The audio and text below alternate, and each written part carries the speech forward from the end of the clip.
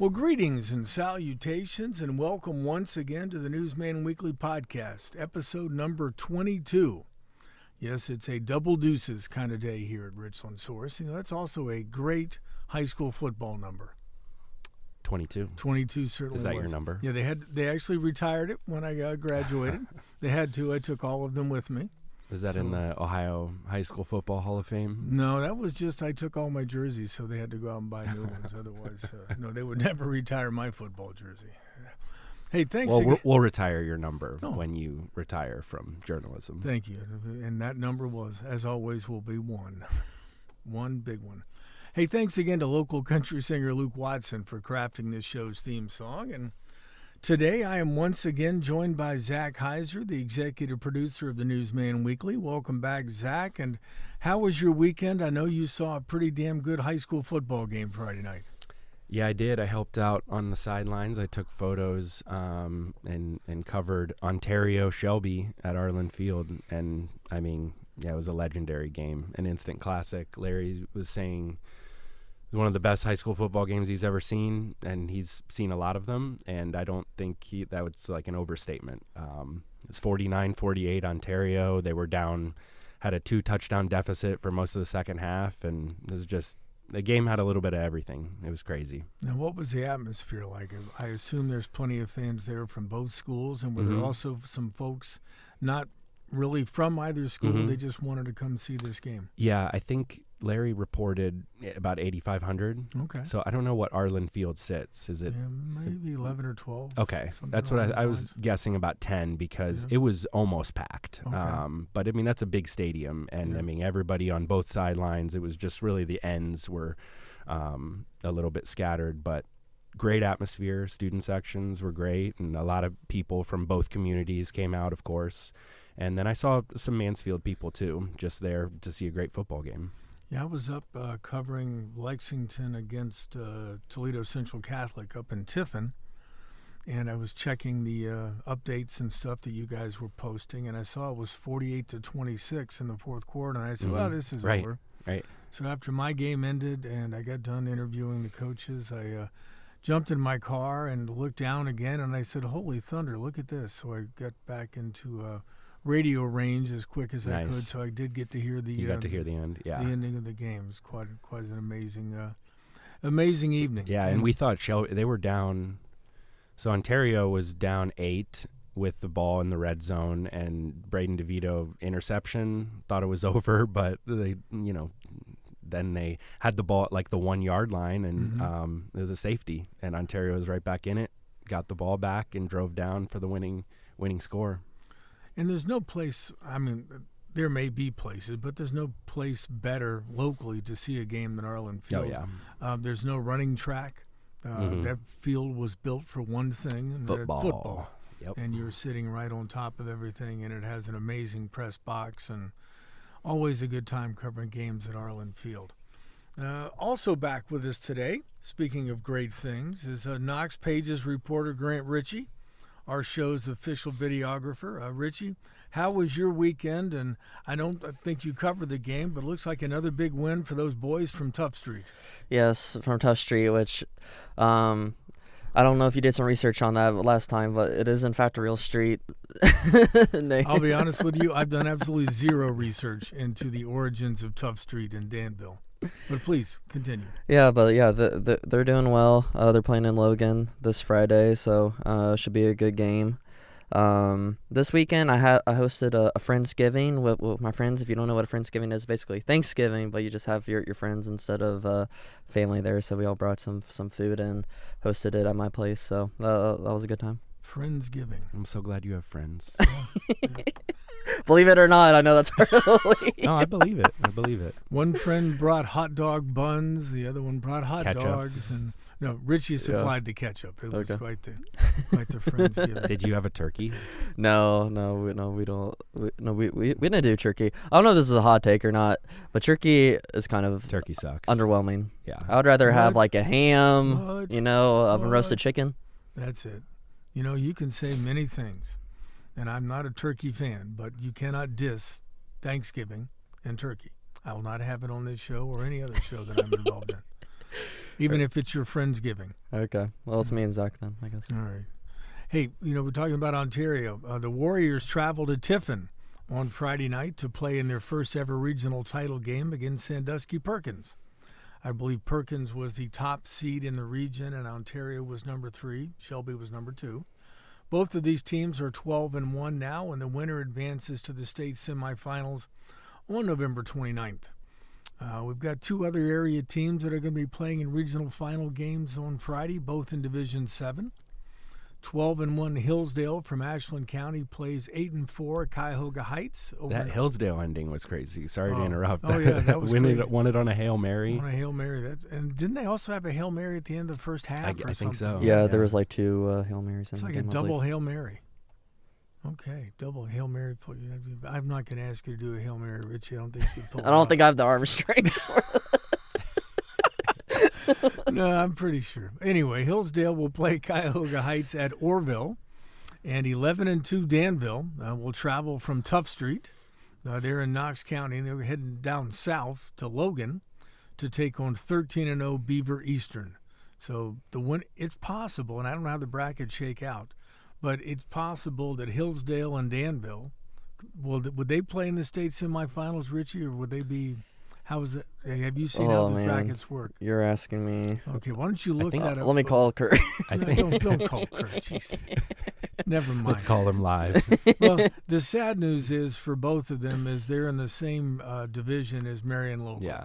Oh, okay. So, Marion Local. But I think they are on a games. collision course towards playing each other. And it could be at Arlen Field again. Well, it could be. It's the state semifinals if the 2 would meet, or one of them. Like I said, I haven't seen the bracket, so I don't know where Marion Local figures in. You want to talk about a crazy league? The Midwest Athletic Conference, where Marion Local plays, they have 5 teams playing in regional final games this weekend. It's a powerhouse. 4 of them against each other, so 2 of them play each other, and then another one in a whole different region. But that is crazy. That is. I mean, it's harder to win that league than it is to win a state title. Yeah. It's just, it's incredible. Hey, and if you want to see a great game without having to leave the area, Arlen Field on Friday night will host 12-1 Sunbury Big Walnut. They will be taking on Massillon, Washington in a Division II regional championship game. So if you just want to see a really good football game between 2 really good teams, come out to Arlen Field on Friday night. All of these games start at 7 o'clock. Hey, guys, we're going to be joined in a few minutes by some of the leaders from the Richland County Park District. Voters in Richland County in May of last year approved the first countywide property tax levy for the Park District. There's already been some great things happening in the county parks, and I thought it'd be a great opportunity to bring us all up to speed. They went from $300,000 a year from the general fund to over $1 million a year through that tax levy, maybe like 1.6. The one that just passed? Yes, passed in May great. of last year, and they started collecting it in January, and I think they probably just got their first actual check in April. But there's some great things going on with Richland County Parks. That discussion will be coming up in just a bit. But first, let's talk about some news. Mansfield City Council meets this evening, and I just finished reading a 68-page agenda. How long does it take you to read 68 pages? I mean, so much of it's boilerplate at this stage of my life. I know what it says, so you just look for the important paragraphs. But here's some of the things going on. Lawmakers are going to vote on a plan to award $142,000 to the Domestic Violence Shelter's tenant-based rental assistance effort, using a portion of the city's federal home investment partnership program funds. During caucus, they're going to talk about the temporary appropriations budget for 2025 as a general fund of about $37.7 million in spending and a total spend of $185 million. So this will be the budget that they will pass by the end of this year, and then they have to have a final budget by the end of March in 2025. So it's a lot of money to fix potholes. You know, that's a whole separate tax, so the pothole haters tax. So. That's just what people say, you know. Hey, speaking about parks, lawmakers are also expected to discuss and perhaps vote to allow the city administration to look for contracts to build a perimeter walking path at Johns Park and a similar walking path and a basketball court at King Street Park. Funds for this work will come from a portion of the city's American Rescue Plan Act dollars. And speaking of the parks, I wrote a story this morning that should publish. I wrote the story Monday morning, so it should be up by now. It has to deal with a new pavilion coming to Prospect Park. If you're familiar, the pavilion there had to be taken down a few years ago over safety concerns, and the Rotary Club of Mansfield got together with the city of Mansfield, I believe Purdy Construction and Alumni Roofing, and they're going to put a new pavilion up. So look for that story. It should have published yesterday. All I heard was basketball court, and Yep. it's great. Yep. We're really making basketball courts. They're making a comeback in Mansfield. Love to see it. Basketball courts are us. And they're also, speaking of parks, they're also, city council is expected to approve a contract or approve seeking a contract for a pedestrian bridge over Stanfield Run in Middle Park, which would then again allow you to go from South Park through Middle Park and into North Lake Park, connecting those three parks again. Hey, speaking of some big news in local education, Mansfield Christian School is launching a capital campaign to grow its Logan Road campus. Their superintendent, Cy Smith, announced the public launch of a $30 million drive. It seeks to fund a 3-phase facilities project, each with a price tag of about $10 million. They want to build a new high school building to the east of the existing K-12 facility. Smith said they've already raised about $5 million in committed funds. He also said the school is currently at capacity with 870 students enrolled. The new high school building would raise the district's to capacity from somewhere between 1,200 and 1,300 students. So big things going on at Mansfield Christian School over on Logan Road. Mansfield Police Department had an open house Friday to show off its new shoot house on Miller Parkway out near Mansfield-Lom Regional Airport. These are the type of buildings where police they set up movable structures inside a pole barn, and they can set it up for any sorts of things, to allow training for SWAT teams or any just police officers on how you would deal and move through a living room into a kitchen, and you can have different sorts of bad guys play characters. Interesting. So it's all indoor. All indoors, can be used year-round. When we were out there on Friday, Police Chief Jason Bauman played the bad guy for a training scenario, and they were using Nerf guns. And a couple of members of council, Aurelio Diaz and Cheryl Meyer, and Municipal Court Judge Michael Kimmer, they played the law enforcement officers, and they cornered him in the back of a room as he tried to hide behind a chest of drawers, and a massive amount of Nerf gunfire took place. And we published a story and some pictures on Friday, so if you didn't see that, go back and take a look. They had a little Nerf gun war. Yeah. That's cute. Yeah. Now, the new addition to their training facility, because it also has a classroom set up out there, and they also have an outdoor shooting range. This latest addition was done in partnership with the North Central State College Police Academy. They worked together, got about $225,000 in state grant money. The interior was actually designed and constructed by Getz Builders from Ontario. It includes movable walls that allow officers to be trained in a variety of interior scenarios. The chief said it'll be easy to manipulate, so we're not always running into the same house, and he praised the work that was actually done by Getz Builders. That's pretty cool. Yeah. Is this a common thing that police departments have? Do you know? It's more common, but this is unique, I think, to at least law enforcement right here, because the police chief said he's getting inquiries from departments and SWAT teams around the state. So this is good. This is a good one. Nice. Now, they don't use Nerf guns when they're doing their training. They're using simunitions, which are basically, what's the paintball. Okay. And it's going to I was sting. going to say, is it like rubber bullets? Or It's just paintball. Okay. But like I said, it's without the paint. Yeah, it's going to sting. So you want to make sure you're doing the best you Sure. can. It's not like Nerf where Right. everybody can just keep shooting. Not laser tag either. No, it's not laser tag. I think Ritchie would have been a great laser tag player. I back in have his day. kind of craving playing some laser tag. It's been years. We should bring it in. We got these new curtains and stuff in here. We could turn this Yes. into a laser tag I think arena. the room's a little small, but Well, easier to hit Ritchie, right? Yeah, I did play laser tag when I was a kid a little bit. You wear like the chest vest, so they can shoot you for points. But yeah, it's a lot of fun. How often did you win? Not often, if I'm Yeah. gonna be honest, Okay. But it's fun though. I'm shocked. I'm sure you would do fantastic. I would have thought you would have been Rambo. You'd probably just try to ram people over. I just knock them down and then shoot them. Yeah. Bayonet. Yeah, Yep. bayonet. That's what we need. Bayonet laser tag. Hey, how often do children get to play Santa Claus themselves? In Mansfield, it happens every year. In downtown Mansfield through the Tiny Tim Christmas Shoppe, which opens again November 23rd at 128 North Main Street, home of Downtown Mansfield, Inc.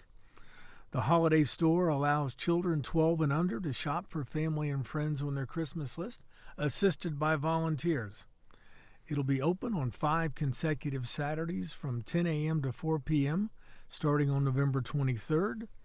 It'll also be open from 2 to 8 p.m. on December 6th for Christmas time in the city, one of the downtown's busiest days of the year.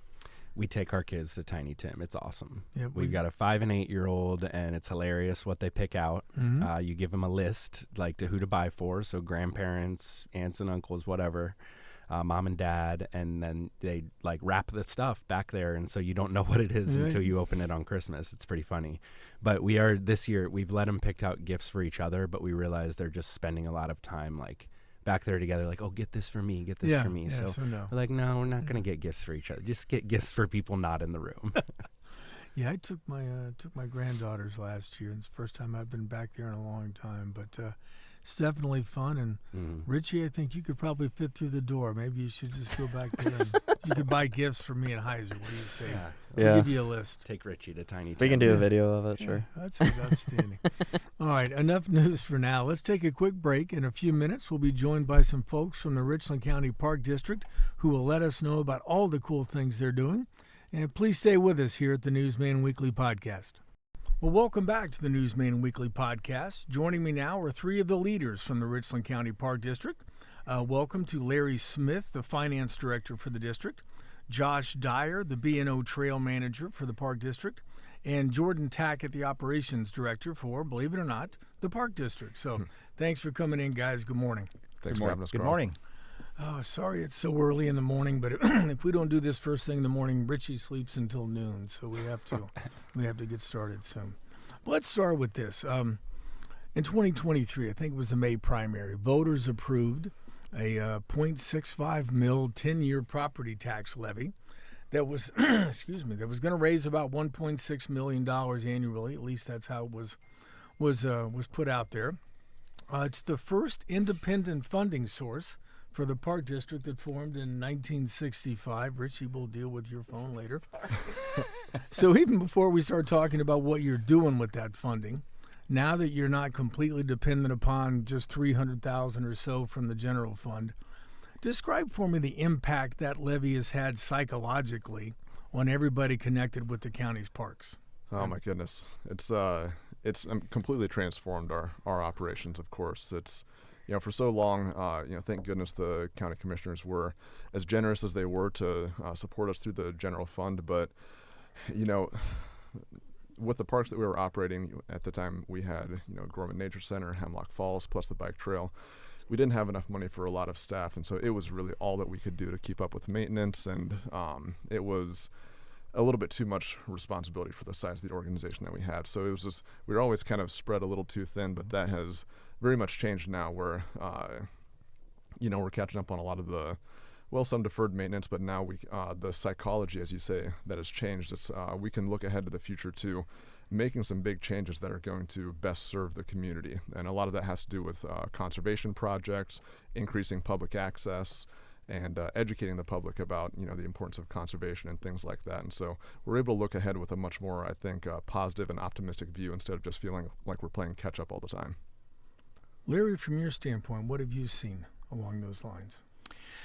Well, being the finance guy, you get more money to count these days. we do, and that's a good problem to have. Operating a park district requires a lot of personnel, and we took stock of the situation and looked at the maintenance backlog we had for the various properties, and then the initiatives we wanted to roll out to serve the community in the future years. And we realized we needed a number of additional staff, and thankfully the levy revenue made adding those possible. So new staff we added a full-time bike trail manager, Josh Dyer, who's here this morning. We added a full-time natural resources manager, full-time maintenance manager. We added an education staff member. Jordan's position, operations director, assisting our executive director, Jason Larson. So now, finally, after all these years, the Park District has staffing that equips us to really shoulder the load of moving forward to where we want to be to serve the community. Now, Josh, one of the big features of the Park District is the Richland B&O Trail, Richland B&O Trail, and I did not call it bike trail because every time I write that, somebody yells at me and says it's not just bikes, but it's a 18-mile multi-purpose pathway. Connects 4 different Richland County communities as it travels all the way from North Lake Park in Mansfield all the way down to Butler. So tell us about your new role with the trail, your background, and what do you have in mind in terms of what's going on with the bike trail soon? Oh, and I just said bike trail. I apologize again. So, this summer I got hired on June 1st-ish, and then so just kind of, the first month and 2 months was just learning the ropes about this trail and getting to know my volunteers, because when you have 18.4 miles to take care of, one person can't do that with the mowing and clearing limbs and trimming back. Just I think with me being on the trail a lot more too, there's a lot more visibility for the Park District. They're always seeing somebody on the trail now. And just in the few months that I've been here, I've gotten 3-4 volunteers just because they're seeing activity on the trail. They're coming up, hey, I'm seeing what you guys are doing. I want to help out with that. So I think that visibility definitely has improved on, the Park District does care about this trail, and we want, we know people using it. And so I'm really excited. This has been my first season here. Moving forward, definitely got some projects and plans. I know Larry's got more information on some of those big projects, but fence removal. The fences are a pain in the butt to be mowing around. We just ground. We ground all 18.4 miles of the bumps, probably some 1,000+ bumps that we ground. 3 tons of asphalt that we patched in. And they were all bags because you had to carry this stuff out. And I think it was well over 250 man hours of grinding, and just spanning 4 months from the end of August to first part. We finished up last week before last. So just projects like that are helping improve people's experience on the trail. So what were you doing before you came to work on the trail? I was with the Crawford Park District, just next door, and I was in the education and director. I was director for a little while, and just the opportunity to shift. The desk stuff just isn't my cup of tea.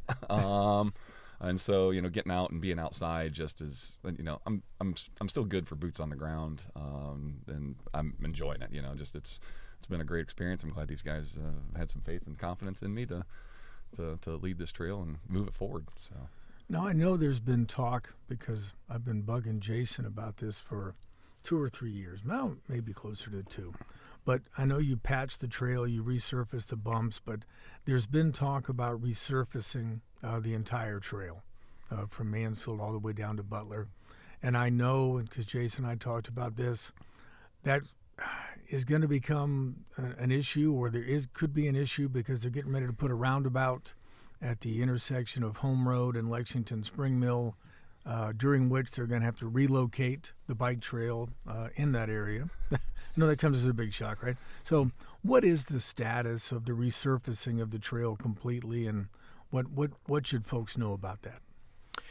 Well, currently the plan is for the resurfacing to happen beginning summer of 2026 and to be wrapped up by autumn of 2026.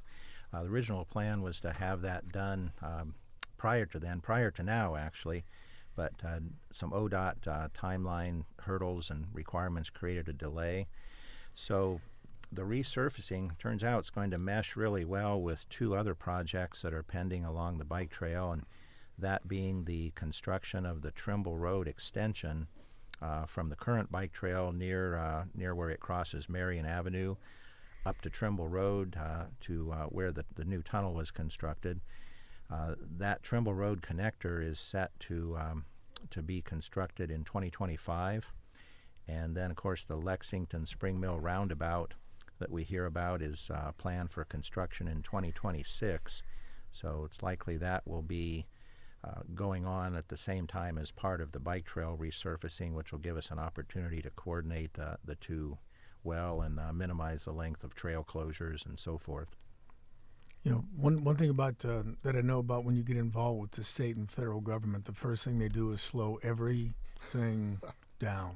That certainly seems to be the case. Yeah, nothing with the Ohio Department of Transportation moves quickly. I mean, it's and I don't mean that in a bad way. They just have a lot of forms and a lot of regulations and a lot of things that they have to work through before things happen. But I know with that Trimble Road connector right now, and until they actually get it built, it's the Bob Bianchi Tunnel to Nowhere, which I love giving Bob a hard time about that.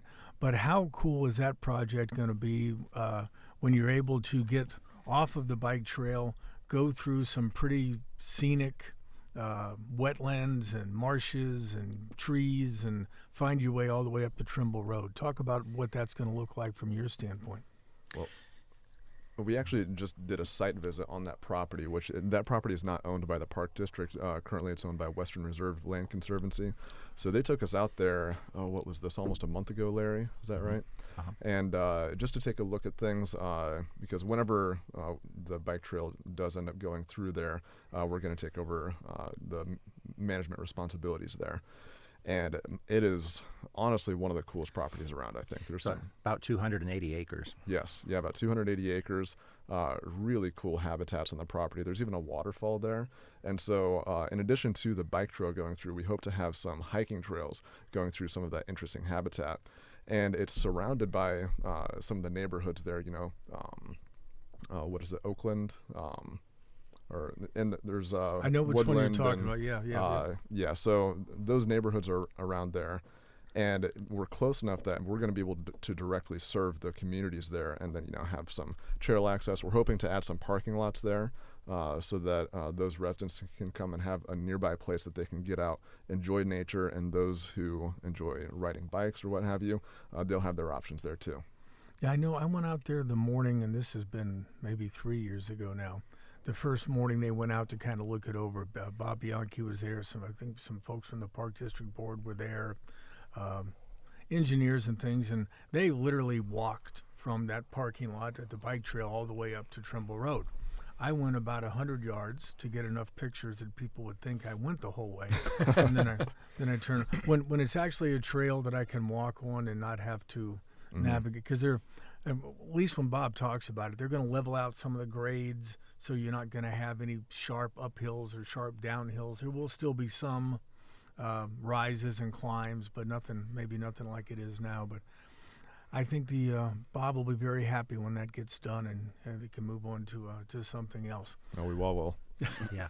Speaking about something else, I know you guys, when I say you guys, the Park District got over $300,000 state grant to do a wetlands restoration project. I think maybe a couple months ago now is when the actual grant got announced, down by Ohio 97 and I-71, near where the YMCA sports complex is going to be built and near the dog park down there in Belleville. So let us know tell us what you've got planned in terms of what that's going to be. So that's a project that we're really excited about. That's one that there's a lot of moving parts here, but it all kind of worked together well. As you may recall, a couple of years ago, Jim Gorman passed away. Yes. And his family, as they were trying to settle his estate and whatnot, there were some lands that they were trying to figure out, what are we going to do with this? And so they came to the Park District, and it was mostly untouched land. There are some farm fields on it, but a really high quality wooded wetland right there beside the Clear Fork River. And so they offered to donate that land to us to turn that into a public park. And then so that kind of helps the Gormans out, but then it helps us out because as we're expanding, developing the Park District, we want to add more opportunities for the public to get out in nature. But it also helps a couple of other entities too, Belleville, as you may know, they have some flooding issues. And some of these wetland restoration projects, one of the major benefits of them is flood mitigation. So this is going to help out Belleville in the long run. And then also with all the new development going on near 97 and 71, you mentioned the YMCA project. That is adjacent to the bike trail as well, and so is this new project that we have going on. So it's going to create this really interesting complex of where you got the dog park, you got the YMCA, there's the new Unstoppables ball fields going in down there. And so people who go to that area are going to have a lot of options now for kind of outdoor recreation or sports recreation as well. So we're going to be adding some hiking trails there. We want to give river access for fishermen, for kayakers, and so it's going to be a really good thing for the public, I think. Now, with all of that going on and all of the, if it comes to pass, some of the housing developments down there, the bike trail is going to get pretty busy down in that area. Are you guys going to be ready for the increase of bicycles and walkers and runners and everything else that moves down that path? Oh, definitely. Like I said, the volunteers will be, and the Belleville city, the village of Belleville, right in that stretch. They do help us out. They do because they go out to the dog park to mow. Around the dog park, they do mow part of the trail for us. So with the village helping out in that stretch, that's definitely. But yeah, I'm looking forward to that. I know I get to drive by it. Almost had a buck jump through the gator the other morning, right there in that stretch. I'm like, oh, geez. Are you telling me that deer are allowed on the on the trail? Yeah. Well, he was crossing. Okay. But yeah, so it is a really, really nice habitat right in there, and I'm looking forward to getting down in there. I know they took a hike, and I had some stuff going on. I was kind of jealous of them, but I'm just going to drive the gator down one of these days and just go stroll through. So. Now, even with the levy money that's coming in, and that I believe that collection started in January, didn't it? We received our first levy revenue in April of 2024. Okay, so yeah. So they started actual collecting the money in January, and then you get the first check in April. Is it? Because again, the state tends to lag behind on those things. But other than, in addition to that, the grant money that you get for projects like this, that kind of stuff has to be essential. What goes into seeking out those grants? How do you keep track of what's available and who writes those grants? How does all that work? Well, we're fortunate to be working with some really amazing partners on a lot of this stuff. So with this, the project near Belleville, which tentatively we're calling that Oxbow Woods, and I can explain the reason for that in a minute. But so we're working with West Creek Conservancy, and now they're a land conservancy who their phrase that they always use is buy it, clean it, green it. So their whole business model, they operate on donations and whatnot, but they go and buy out properties, restore them to high quality native habitat, and then they find somebody to be the permanent manager of it. So in our case, the park district's going to be the permanent manager, and then they do all the work to restore and develop it into a park, and then we are the fortunate recipients of that park once they're done with their work. So West Creek was the ones who they helped us write the grant and submitted it, and so they're doing most of the work honestly right now. So where does the name come from? West Creek? Oxbow? Oh, Oxbow. So it's an interesting property because if you look at a map of the river there, it's this really windy, meandering part of the river. And so any one of those big bends in the river, that's called an oxbow. Okay. And so what happens with oxbows is as the river erodes further and further, that bend gets wider over time. And then eventually it becomes such a wide bend that it's no longer the path of least resistance for the river. Eventually the river will cut a new channel. Okay. And so then that old bend becomes what's either called an oxbow lake or will create islands. Now on this property alone, I think there's 11 different oxbow features, whether that's small lakes or ponds or islands. And so it's hydrologically, it's a really complex property. For that reason, it's really interesting to hike through. I do love water because it literally finds its own way, and you can do whatever you want to do, but water will always find a way around or over or through or something. Now, I know one of the big goals that was linked to the passage of that levy was to improve public accessibility of what's now known as Fleming Falls Park. I think it used to be under a different owner, was Camp Moana, and was different names over the years. But what changes have you been able to make out there since the levy passed, and what can residents expect to see in 2025 with Fleming Falls? So this first year of our levy period, we have mostly been focusing on catching up on some deferred maintenance at our headquarters at Gorman Nature Center. We've done some work at Fleming Falls and renovating some of the buildings, adding security systems out there, and kind of getting things up and running to prepare for heavier development. So we're going to be shifting our development focus next year from Gorman Nature Center over to Fleming Falls. That's going to begin with, so there's a project going on right now that's funded by actually the former Camp Moana folks out there. So they raised a bunch of money to construct an observation deck on the site of the old Fleming Lodge on the site.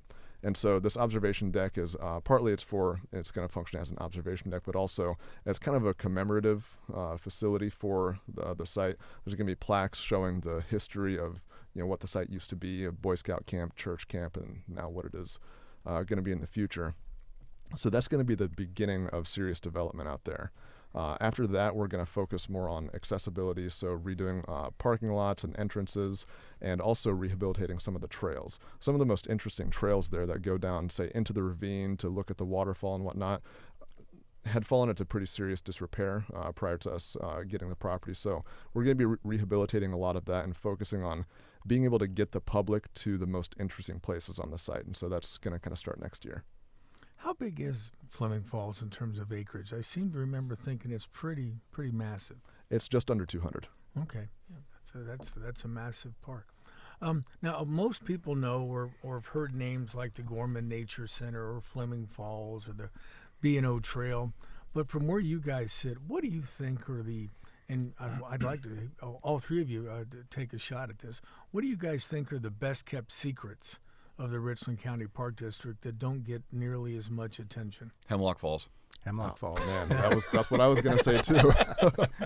Well, tell us about Hemlock Falls. I've known Hemlock Falls since I was 13 years old. A friend of mine worked for Mohican Outdoor School.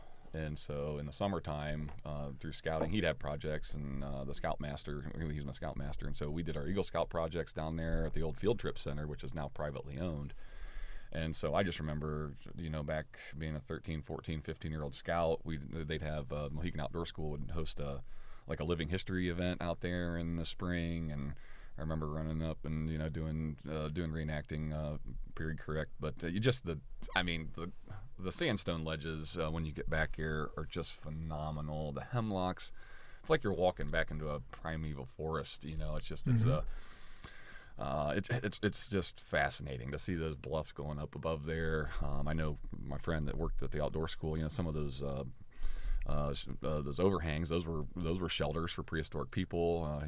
He dug up pottery and shards and flint artifacts. Over the years that he'd do archaeology there with the kids and stuff. So I've known that property for a long time. I think that's one of the hidden spots here in Richland County. I mean, it's gorgeous. It's like this little microclimate back in there. I mean, where else do you see hemlocks? Yeah. And they need specific habitats, and that's what it is. It's a microclimate back in there that encourages wildflowers. Water thrushes breed back in there on the falls. The botany is just phenomenal. So it's cool, and it's awesome. It's a little piece of the Hocking Hills up here in north central Ohio. Wild country back there. If someone wanted to go take a look and visit Hemlock, what's the best way to get there? Well, right now the public access, that's something that we will be working on in the future. It's somewhat difficult to access. We actually don't own the parking lot where you need to park to get back there. That's owned by the First Congregational Church, and so for that reason, if you go down, it's on Bunker Hill Road, and there's a small parking lot there that's kind of tucked into the woods. Because we don't own the property, it's not, there aren't signs that are say right. Richland County Park District. But there is a public parking lot down there that you can use to access the property. In coming years, we're looking at adjacent properties to hopefully get so we can add our own parking lot to improve public access. It's part of the reason that it's such a hidden gem. There's not an easy way to get back into the property. Kind of tied into Hemlock Falls as one of the county's hidden gems, and also accessing the property. The trail to Hemlock Falls is currently a spur trail off of the Clear Fork Valley Scenic Trail, which is a a trail operated in partnership between the Richland County Park District and North Central Ohio Land Conservancy, who created the trail. So the Clear Fork Valley Scenic Trail, technically it extends from the Clear Fork Resort in Butler all the way to Muskingum Watershed Conservancy property at the Newville Bridge on Pleasant Valley Road. So point to point from those two locations, it's roughly a 5.5 mile hike one way. If you hike all of the spurs and loops that branch off of the main trail, you can get in a good 9 miles of backcountry hiking. So currently the access points to the trail are, there's one on Benedict Road, northeast of Butler. There's one on Tugend Road, the one that Jordan mentioned at the First Congregational Church Camp there on Bunker Hill North Road. And then there's one, the Fisherman's Access Point at the Newville Bridge on Pleasant Hill Road. So from any one of those, you have, a few tenths of a mile hike or more to get to Hemlock Falls, but that's how hikers are currently accessing the property. All right. Who took charge of the Park District website? And it seems like that had to have been recently, because I started looking at it again late last week getting ready for today, and I'm blown away by whoever's doing your website. Yeah, so that's actually an intern last summer. Okay. Who, it's kind of a funny story how it happened.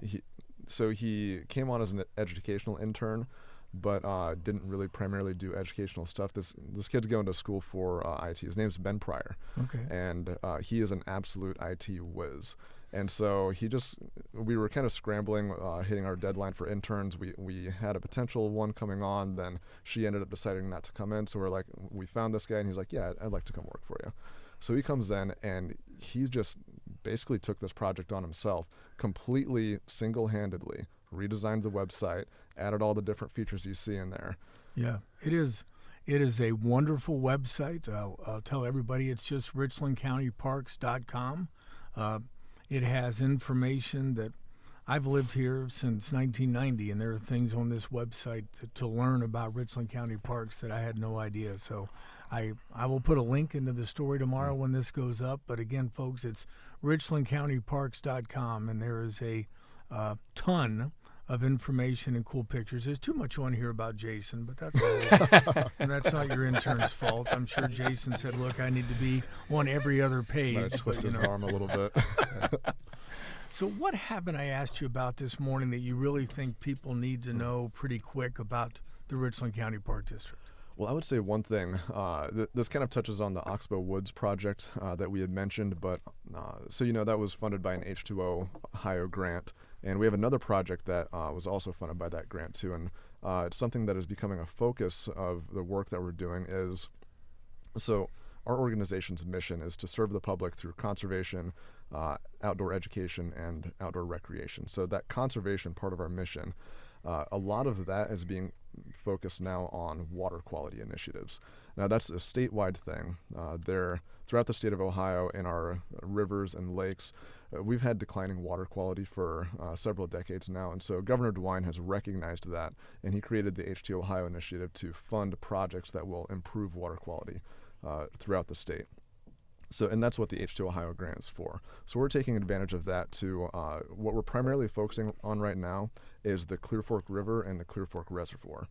Now, part of the reason for that is that flows into the Mohican Scenic River, which has seen some of the most significant declines in water quality, but it's also to serve our own community, because if we have a higher quality river, we're going to see more wildlife down there. The fishing is going to be better, and also that, of course, is the drinking water that supplies Mansfield. So we're using this grant money to improve drinking water quality and also just water quality in general through wetland restoration. And the way that works, the wetlands, they kind of act as nature's sponges and sinks so all the water passes from the landscape, flows through a wetland, and it kind of absorbs all of everything going into the river, catches pollutants, catches fertilizers, things like that coming from agriculture. And so we do these projects, and it's going to have hopefully a significant impact on habitat and water quality, and that's a big thing we're focusing on. From the B&O Trail. What else should people know about the trail? What else should they know? We're going to be out there working away this wintertime. The fence is on my hit list, starting north of Millsboro. We're going to start taking that fence out in that stretch. Just start working on there, and then I think, just visibility-wise, I think it's going to really clean up that north stretch. And then anywhere else, there's some fences down through there. We're going to keep a few here and there, like on the underpass there in Lexington. It's kind of important right there, but. See that for folks that use the trail, be on the lookout. We'll be out there taking that fence down here in coming months. So trail is open year round, correct? Trail is open year round. We don't plow it. Don't plow it. Okay. Just because heck, I know skiing. People want to do some cross country skiing, snowshoeing. So I know, of course, with Ohio's winters, you kind of those come and go. One thing I'm looking forward to is some amphibians. I like, but Jordan was talking about Oxbow Woods with those wetlands. Amphibians love from frogs and salamanders. So come March time, I'm going to be kind of checking things out. My headquarters there in Lexington, and there's Merrill Taw's donated some property. So I'm going to be. See what the amphibians are like. They'll be using the trail too. So, the trail is actually an excellent place for nature observation. Birds, mammals. We regularly see turkey along the trail. See mink, various migratory birds that are difficult to find or using the habitats there. Sections of it go through some not only high quality wetland but some nice mature forest. Even as you get north of Millsboro Road. Headed toward Trimble and West 4th Street, North Lake Park. Even though you're right in downtown Mansfield there, down in the ravine that the trail follows, you're surrounded by woods. And it gives the feeling that you're out in the wilderness. So it's a great place to get away and get some refreshing nature encounters right here in downtown Mansfield. Well, good. Gentlemen, thank you all very much for being with us today. I certainly appreciate you guys getting up at an early hour, and I certainly appreciate you leaving Jason at home so we could have a less than 3-hour conversation. I think that would be good. And folks, we're going to leave it at that for today. I'll be back in just a second to put a bow on this week's podcast. But until then, please remember what Mark Twain said. If you tell the truth, you don't have to remember anything.